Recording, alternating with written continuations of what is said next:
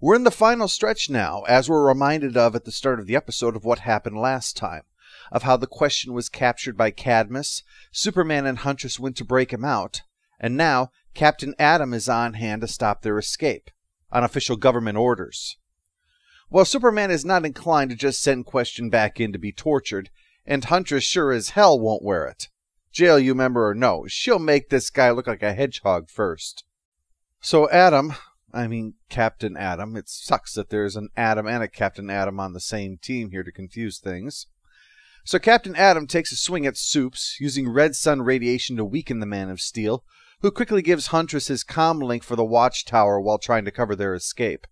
Then he leaps right back into the fray, mixing it up with Captain Atom like two guys at the GNC who both want to buy the last bucket of whey powder. And it's not like Huntress is doing the easy job here either. She beats up more than half a dozen Cadmus guards. And while when it comes to superheroes, guards are usually little more than dietary fiber, she's hauling the Question out with her. And everybody knows that escort missions are especially hard.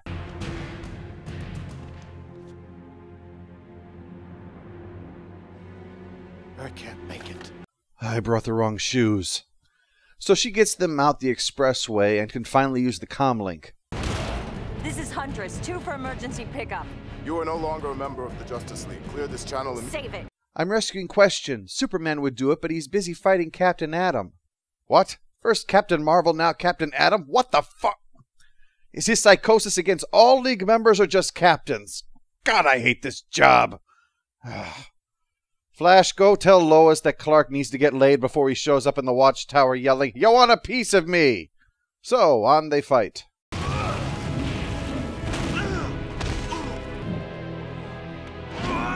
Olé! Well, the medics of Cadmus soon arrive. Don't you touch him! I haven't kicked him in the groin yet. Superman takes Captain Atom back to the watchtower to ensure that he gets proper treatment. Question gets a little bit of that too.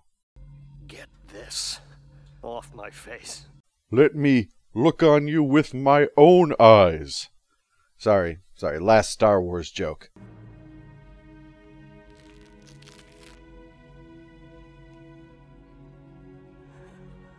You were right. Tell your sister you were right. Damn, sorry. I promise, last one.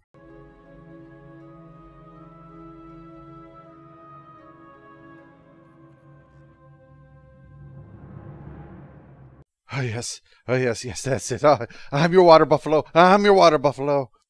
Supes tells Supergirl about Professor Hamilton, who deduces that he must have cloned Galatea from her. And with that bombshell out there, goes to Question. How did Cadmus get a hold of you? I went to kill Luthor so that you wouldn't be able to. That's not how we do things. You act like I'm some kind of monster. Now, if you'll excuse me, I have to check on my friend that I put in the hospital.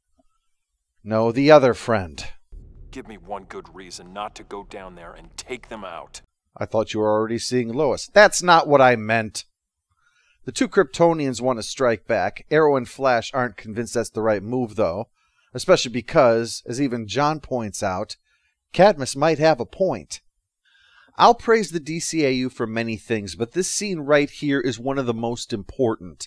It is indicative of how they have refused to allow being an animated program to strip it of both nuance and maturity. When I was a kid, much of my entertainment told me that there were good guys and bad guys, and it was easy to tell them apart. And good guys did good by definition, because they were good guys, no matter what the actual thing they were doing was. DCAU was willing to take some of the most iconic symbols of wholesome goodness and not do that.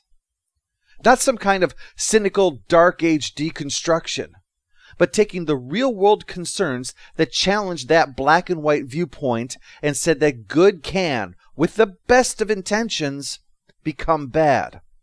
Not because they're mind-controlled, not because they were exposed to some hideous radiation, not because something made them act that way, but because they were so sure that what they did was good, they never stopped to think if they weren't. That Superman could protect us from 1,000 invading spaceships, but not himself if he forgot himself. Let me repeat what I've said before.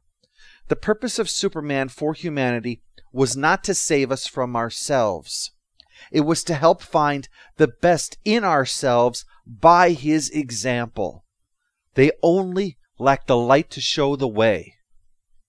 But even the Man of Steel needs a beacon sometimes to find his own way home.